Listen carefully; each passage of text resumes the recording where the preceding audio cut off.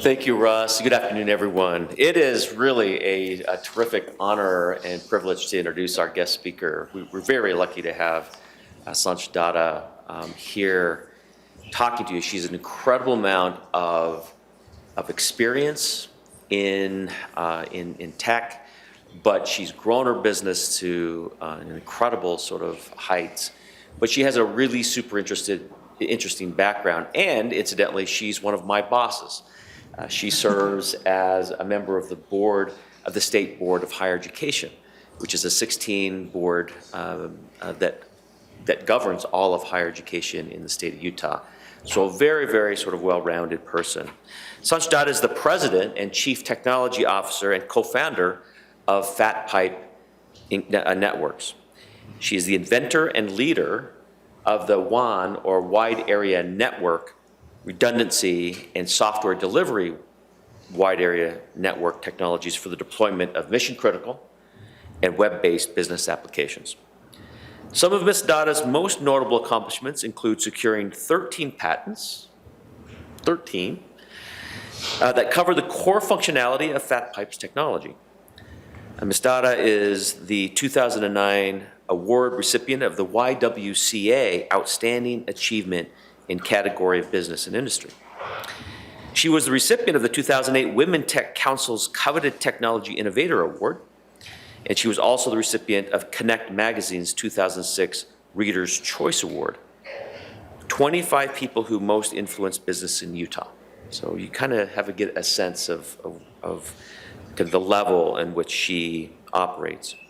She was chosen as one of Utah's top female executives by Utah Business Magazine, and was awarded the Women Innovator Award by the Salt Lake Area Chamber of Commerce in recognition of her accomplishments in the field of communications technology.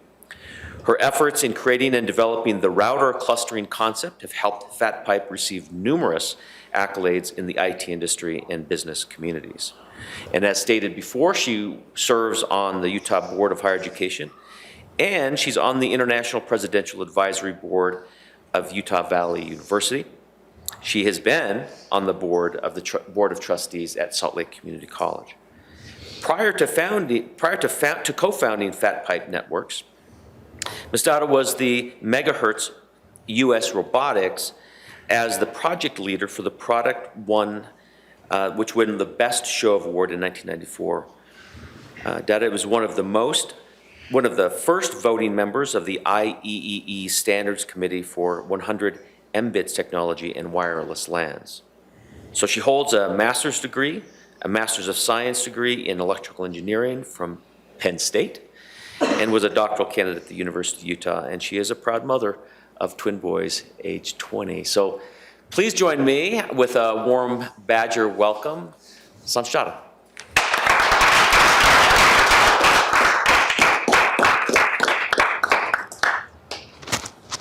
Thank you, President Cook.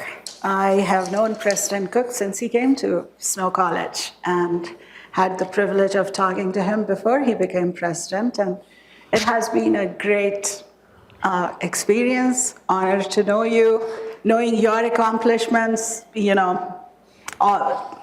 growing from Snow College out into the international world. So I feel humbled, thank you.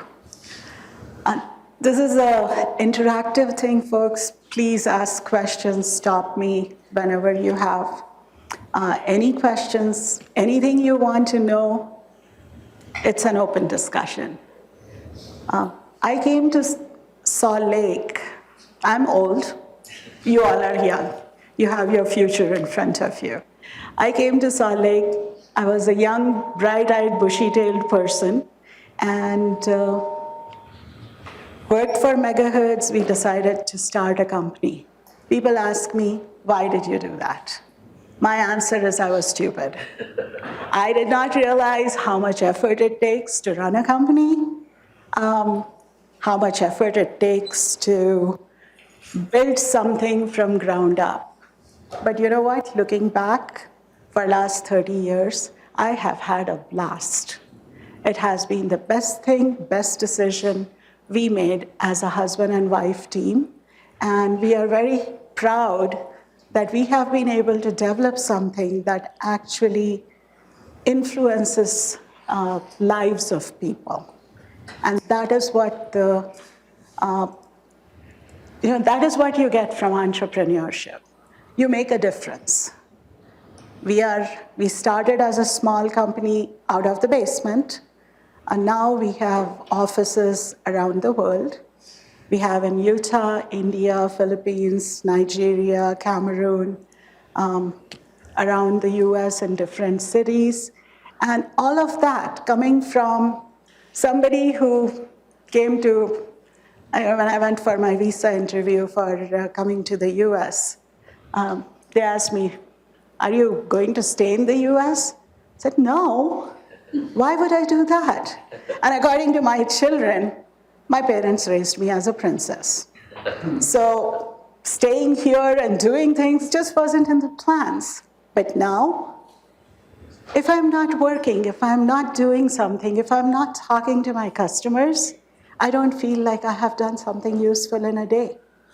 So with that little background, we started Fat Pipe Networks. This was back in 1999. My husband and I were driving from Orlando to Miami, and we started having a conversation. Now, none of you have lived in a world where you didn't have internet, right? Right.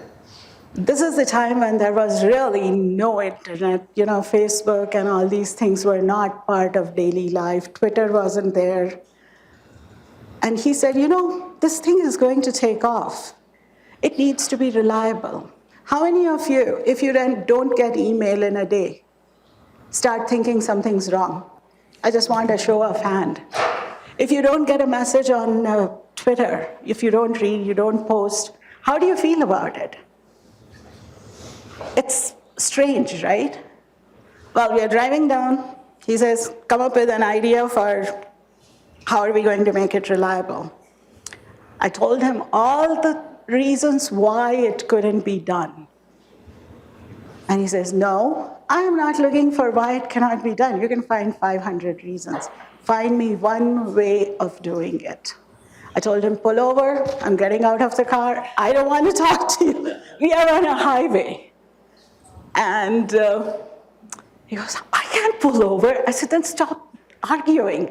This cannot be done. By the time we reached Miami, we had an answer. And we filed our first patent. We made lots of presentations to venture capitalists, and everybody would ask, why would anybody need reliability? The other day, Facebook was down and WhatsApp was down for 7 hours. And it was national news. Everybody in the comedy circuit was making fun of, oh my gosh, the world fell apart. Back in 99, everybody's like, why would anybody need reliability? Why does anybody need to stay connected all the time? Anyway, long story, but that's how Fat Pipe started. The technology that we developed back in 99 is the foundation of a market segment called SD-WAN, and it is considered to be a $9 billion market today. And started from a big argument in a car and ends up being something that is relevant today. President Cook talked about patents. I'll go through some of those. What is the importance of patenting your idea, protecting your intellectual property? We have 13 patents. Now that it is a $9 billion market, there is a lot of competition, right? Everybody wants a piece of action. But you know what? We have the patents. So they cannot do what we do with our products for our customers. And because of that, we just were standardized by the largest ISP in the world, AT&T, and with the largest ISP in India, as a product that they are going to supply to all their customers. Why? Because we are the only ones who can deliver what they want. There are other companies, there's other competition, but they can't do everything. So, this was the corporate presentation that we have, who we are, what we do. I kind of gave you a story of where the technology came from. We supply our products to enterprises, government entities, schools, Department of Defense, the Southern Command that used to run the Afghan war theater. They are a customer. Their contractors are our customers. I was telling President Cook, City of Indianapolis, we just got an order from City of Kokomo. And I don't think any of you know Beach Boys. We played Beach Boys. You do? Oh, wow. There's at least one person who does. So we played music that goes with Kokomo. We have city police in New Orleans that uses our product. So does Indian River. A lot of customers like that. And we take care of them. We are very proud of that. We deploy in very large situations. The best or the biggest test was when President Obama was inaugurated in 2012. In 2008, during the inauguration, technology failed. They were not able to live telecast interviews with the troops in the field. So in 2012, we got a call, nothing to do with political affiliation. We get a call that says, there's presidential inauguration, we need your product. Fine. I'm not joking. Through the entire inauguration, I did not hear a word. I did not really see what was going on the screen. I was stressed because you had, 800,000 people using their cell phones, using their iPads, live streaming, and all that traffic was going through a fat pipe. I don't think I had nails left by the end of the program, but those are the type of scenarios that we encounter. You all have laptops, iPads, and iPhones. When you walk in, you connect to the Snow College Wi-Fi. We can actually watch a school's network. When students walk in, there is no traffic. As the students walk in, it just increases. And that is the feedback we give to our customers. So your IT department, which I don't think you all see, but they are the ones who make sure that you have the connectivity. You can go out to the internet. And they want to know what is going on. That is what FatPipe does. Another thing we are very proud of, we take care of our customers. None of our competition has a 5-star rating in a survey of customers in our field. Ours is 4.9 out of 5. You always have one customer who's unhappy, right? Can't make everybody happy. Every one of the customers says that we will recommend a FatPipe product. And that is something we are very proud of. Some of our customers, you have AT&T that I just mentioned, Rolex watches in the US, we run their entire network. They have like 17, 18, 19 production plants. All of them have FatPipe devices. We run through them. This is a really cool one. Everyone knows about auto-driving cars. Well, there is an experiment in Europe. They are going to have auto-driving autonomous vehicles as for your ambulances and fire engines to start so that they can position in different places. And we have been selected, our technology, as the basis or the base for communicating with all these. So we have already passed their initial testing. We have been certified. It goes up to the board.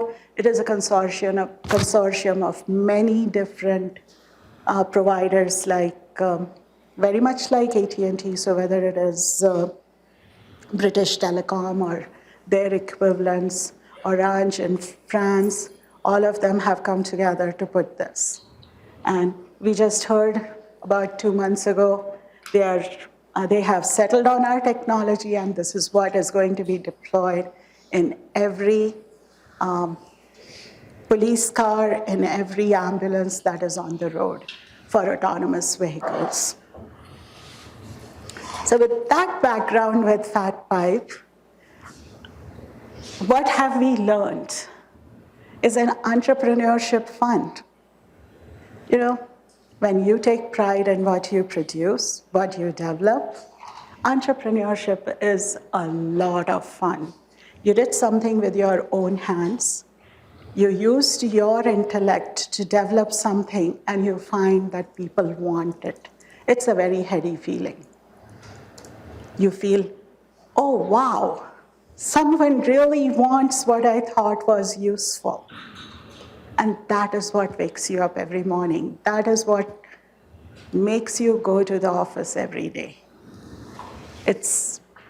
There are struggles. It's not all fun. I talked about one customer who's unhappy. You know what? I had to get on the phone with them and say, I'm really sorry. What happened? Why are you unhappy? And you get a earful. You have to deal with it. But you live for those other customers who say, I'm so happy it's working. You had, one of the customers is City of Naperville.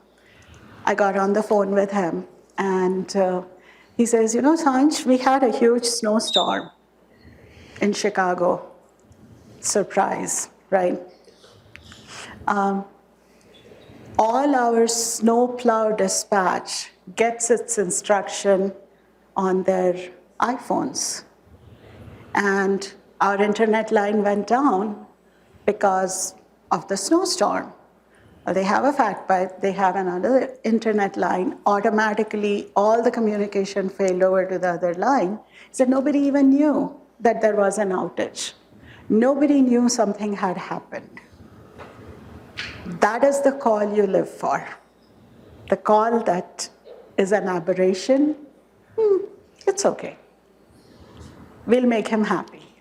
You take care of them, you offer them support, you offer them something extra. Generally, they turn the corner.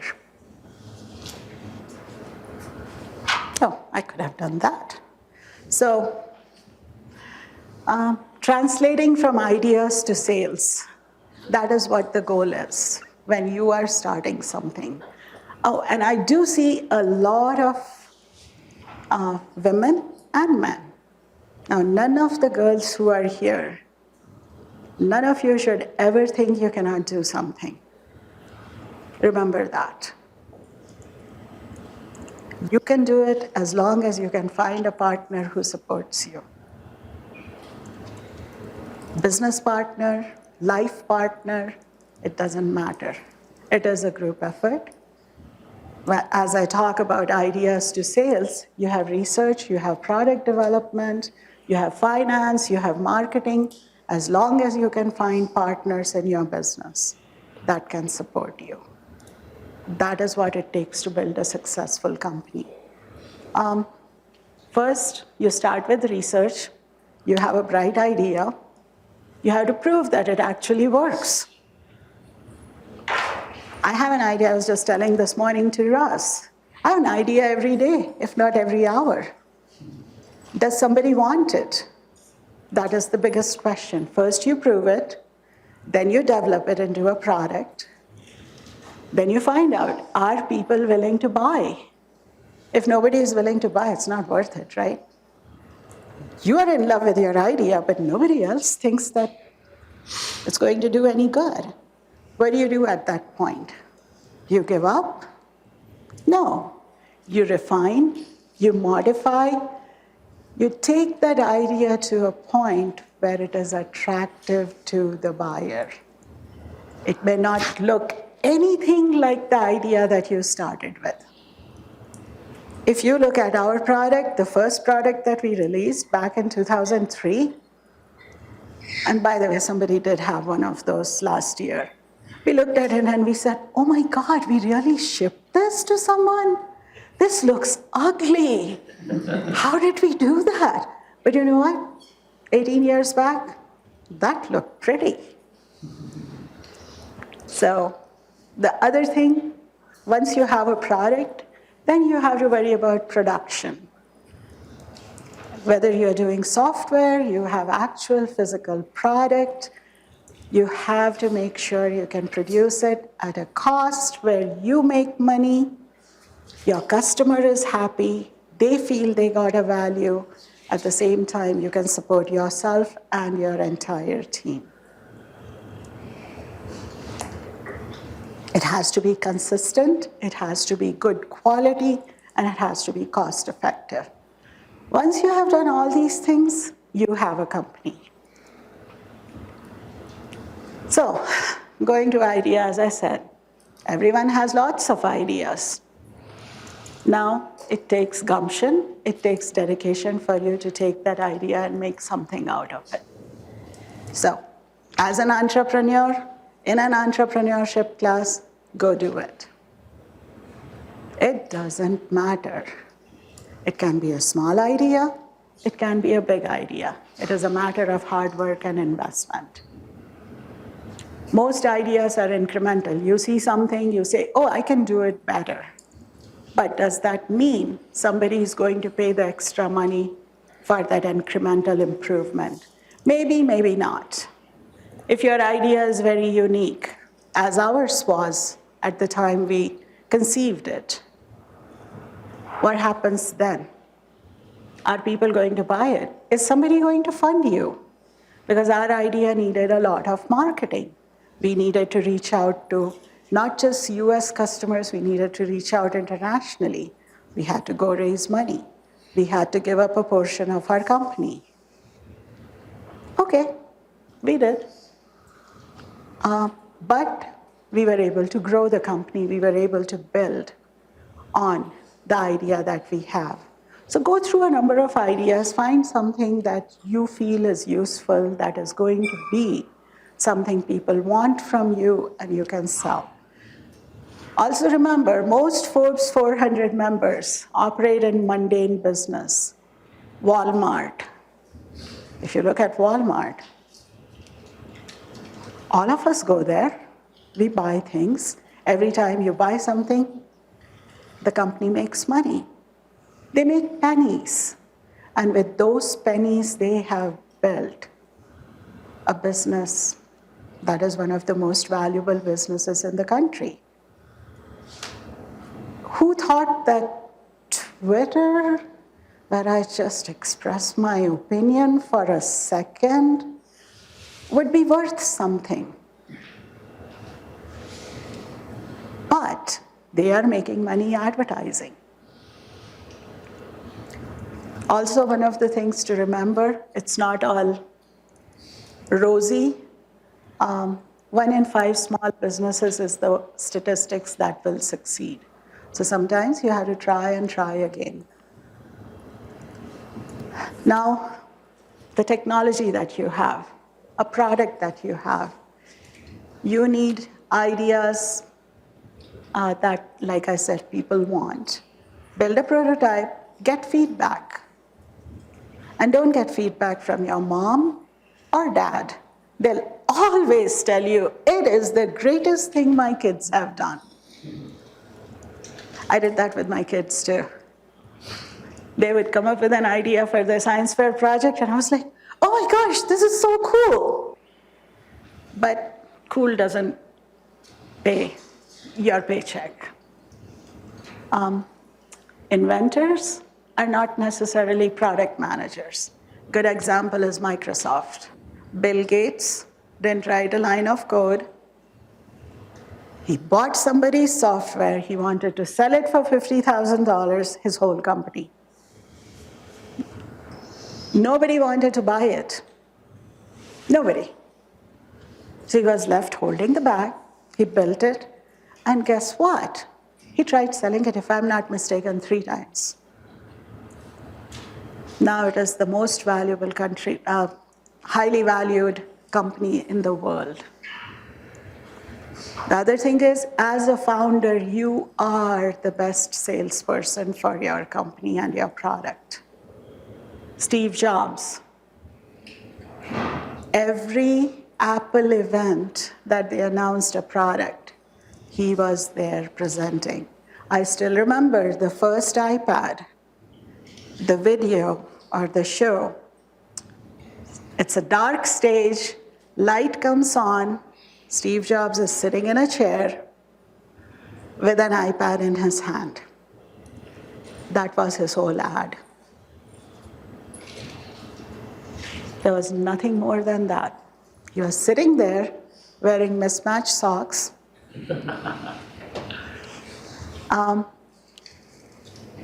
Another thing, if people need to be educated about your product, it's going to be a long sales cycle. It is expensive. It is risky. The other thing is, be able to convey in 30 seconds what your product does. What is your idea? People don't have time to listen to you. If you didn't convey it in 30 seconds, you ask me, what does Fat Pipe do? We provide reliable connectivity for enterprises around the world. That's all we do. Now, there's a whole bunch of stuff that goes behind it. But if I start explaining, I lose the customer in first 3 minutes. Product, price, positioning, marketing. You can go through the slides. I mean, I don't have to give the lecture. You know, one of the advantages is I'm not a professor, so I don't have to go through all that Russ has to go through. But you have to make sure that you have enough margins in your products to be able to support the operations. Generally, we find that it should at least be a 4:1 ratio. If you make a screw for 1 cent, you should be selling it for 4. You can't sell it for 1.5, you can't sell it for 2. You should try to sell it for 4. Why?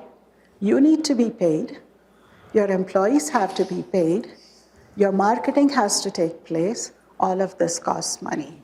So the rule of thumb, I make it for 1 cent, multiplied by 2, multiplied by 2 again. That should be your retail price. And if you do that, you have enough margins to be able to grow your business. I think I covered most of the salient points. Oh, distribution, plan how you're going to sell it. That is very important. Production, we are very big on that in our organization because we are not a very big company in terms of number of people. We automate and we make sure there is quality. Every single device that we ship from our office is tested. We do all our manufacturing and assembly in Salt Lake. We do not outsource support. We do it all. Why? Because we want to control quality. We want to make sure if we get an order, within 48 hours, we ship a fully tested product that when the customer gets, it works. DOA, dead on arrival, is not really something anybody is happy about. You bought a brand new laptop, you open it, power it on, it doesn't power on. How do you feel? Right? You don't want customers to have that experience. They spend $15,000 buying your product. They open it, it doesn't work. Well, not good. The guy who does assembly in our office, my statement to him always is, don't think that you are just assembling the product and shipping it. A $15,000 device, before it gets put in a brown box, is the last person who touches it, and the person who opens it is the first thing he's going to notice. Is it packaged properly? Does it have all the parts? Is it clean? Does it have fingerprints? And that is very important. He is your calling card for the company. Your current customers are your biggest advertisers. Word of mouth works in at least our business. It works great because it is a very small community. IT directors talk to each other. CIOs talk to each other. So whenever we have a customer, we want to make sure they are happy. Sales and marketing, let your creative juices flow. You need something unique. You need to send a message that sticks out. You see a lot of advertisements that you forget. There are a few that stand out. Those are the ones you are looking for. That is your messaging. Also remember, the market is really big. Depends on your desire to work hard, depends on how much you want to gain. And you have to judge your own ambitions. It is easy to get 50% of a $50 million market. It is very difficult when the market is, like I said, when we were the only ones and the market didn't exist. Nobody cared about us. Then the market all of a sudden became a $9 billion market. And I call them the 3 Vs, the 3 main competitors that came into our world, Versa, Viptela, and VeloCloud. All of a sudden, we have these 3 shiny new pennies funded by VCs. How much funding did they receive? Together, they received about $600 million. And we had not raised anywhere close to that. Now you are competing with companies that have deep pockets, and you don't. What do you compete with? A good quality product with a marketing message that resonates with your customer. That is all you can. And those companies don't exist. Viptela is pretty much, technology is destroyed. VeloCloud is only one, but they got acquired by a big company. So guess what? We are the only pure play SD-WAN company in the market today. I've got a question on this. Can you explain what the inside sales model means? I'm not sure. Inside sales model is when you have your own salespeople in your office. The 2 models are you can have regional managers or regional sales managers around the country. And with inside sales model, it is a lower cost, reaching out with over the phone to the customers and selling. Now, when you are in the beginning, when it is cost-conscious business, you have not raised a lot of venture funding. You're bootstrapping. How do you bootstrap? You do inside sales. You hire people, and they are not necessarily the flashy, I will take you out wining, dining, take you to a Ruth's Chris steakhouse. Yeah, we have people who do that. They buy a $1,000 bottle of wine too. You don't want that as an expense in the beginning. So you bootstrap, you build an inside sales model, and then you expand once you start growing.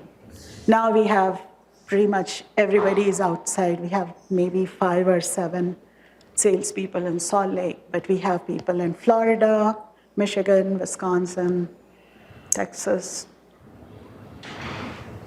California, all over. So pretty much the whole country. Similarly, we have people in Philippines, Nigeria, Cameroon, India. India is our other big office. We have almost 130 people there that sell, and it's a big market. Sorry, can you also just explain a little bit more about what you mean by licensing? Licensing, good question. So I'll give you an example. We develop a software. We put that software on a PC. and we sell. It's a standard PC. You can buy it from the store, you can build it yourself, and you load the software. Your customers will come and say, I don't want to buy the hardware from you. License me your software. I will pay you a fraction of the cost of the product. So an example of that is our MSRP for the lowest end product that we have is $9,000. We make good margins on that. Our margins are about 89%. A company came to us and said, we just want your software. We'll build our own hardware. We don't need it from you. We don't need your PC. And we will give you $100 a month. So the same product, same box, with the same software that we could have sold for $9,000, they want to give us $100. They want to go buy a cheap computer for $200. They will sell for whatever price, but they're going to pay us only $100 instead of $9,000 that we were making. So I am not a big proponent of licensing. If you have a software, if you have any idea, if you license it, you are giving away your intellectual property. You are giving away your jewels to somebody for peanuts on the money. But that's my view. Not necessarily. There are people who are proponents of licensing and they will tell you it's a great deal. I'm not. I want to control it. I want to make $9,000. I want to book $9,000. I don't want to book $100. I mean, it doesn't make sense. If I book $9,000, our margins are $8,000 on that. If I sell it for $100, I still need those engineers to write the software, right? Not making any money. Thanks. So now, you have done all this work. You have a company. Remember, you are the chief salesperson. I was telling Russ as I started this conversation today, I was in Orlando, Dallas, Denver, and Philadelphia last week, selling. I'm an engineer. I'm not a salesperson, but I have to be. I have to sell every day. I get a customer on the phone. I have to talk to the customer, and I am the only one who can sell with the enthusiasm that I have. I don't talk to every customer. We have sales teams, but if there is a customer who wants to talk to me, I don't think I have said no to anyone so far. We have customers who are really big, like I said, Rolex. We have customers who are very small, but every one of them is a customer. You have to take care of them. I still remember we were in New York City. My son was having an interview. I drove him up there. I was on a vacation, unusual vacation, which I haven't taken many of, but I drove him up there. His interview got done. We were walking by, there is the Rolex building, and he said, you said Rolex is a customer. I said, yeah. Can we go and see what they're doing? Sure. So I called the gentleman I know there. His name is Dom. I said, hey, Dom, my son wants to come and visit with you. Are you available? Sure, Sanj. He's a Swiss guy, comes out, gives me a kiss on both cheeks. No, I think they do 3 times. And my son's like, he was 18, and his eyes are like big. Some strange guy is kissing his mom. And then we go upstairs, he looks at, they have a full museum of Rolex watches. And he's like, Tom, can I buy one? He's like, you need to work sometime before you can afford one of these. Similarly, we were in Mumbai in India and having a meeting. One of the investors, one of our shareholders was there, and he said, hey, we would really like to meet some of your customers. And this hotel happened to be our customer. So we called the IT manager and we said, can we show the customer, show our shareholder that you have the product? He said, sure. So now one of the things we made sure when we had developed our product, if you all have a chance to go to a network closet, every box is black in color, okay? They have tiny, tiny lights on them. When we started building our product, we put a silver color screen on it, a piece of plastic, which had a big fat pipe logo, and we backlit it. But how did it make a difference? We walk into the network closet, there's this stack of black boxes, and there is a silver box with a red glow on it. You saw the logo that has the maroon. There's a backlight, and it's glowing maroon and white. Stands out. That's what you're looking for marketing. Simple things. About just 2 minutes left. I'm done. Questions? And I think I've given the entrepreneurial stuff to my kids. They both want to start a company. So. I've got a question while they're thinking. So it seems like being an entrepreneur, it takes a lot of characteristics to be successful, but one is probably stick-to-itiveness. Tell us an example where you fought through a moment where the company was at risk, or the idea was challenged, and there were times, I'm sure there were dark days, and how do you fight through that? Because that's an inevitability, it seems to me. With any idea, it's not a cakewalk, it seems to me. It is not. It is a lot of hard work. This is back in 2003. Well, it happened twice. One was 1999. We ran out of all money. Between my husband and I together, we took $30,000 home as gross pay. There was no money in the bank, in the company. This gentleman walks in. I still remember him wearing a white shirt. He had red blonde hair and a thick gold chain around his neck, and I remember that gold chain. He had $1 million check. He put it on the table in front of us, and he said, I want your company. I can give you his name too if you want. He spelled his name Ed with 2 Ds. Those are the moments you will have if you all choose to start a company, there will be those moments. It was very tempting. Why? Because we had nothing. And we looked at each other and we said, you know what? We can't do this. There is more to this idea than just taking a check and walking away. And we refused. Took a lot of courage. Like I said, we were stupid, okay? Maybe we should have taken it, life story would be different.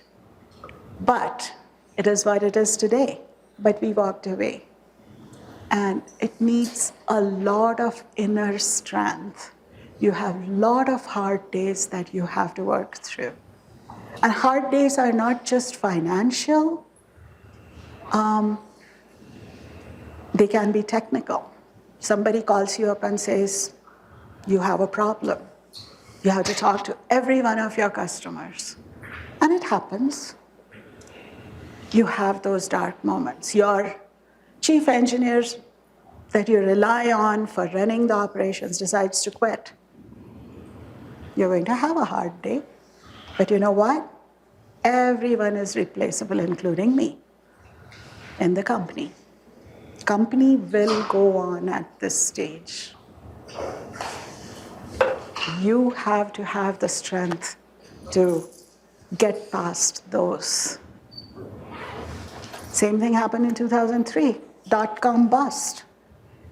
Everybody was, stock market was going up, everybody was,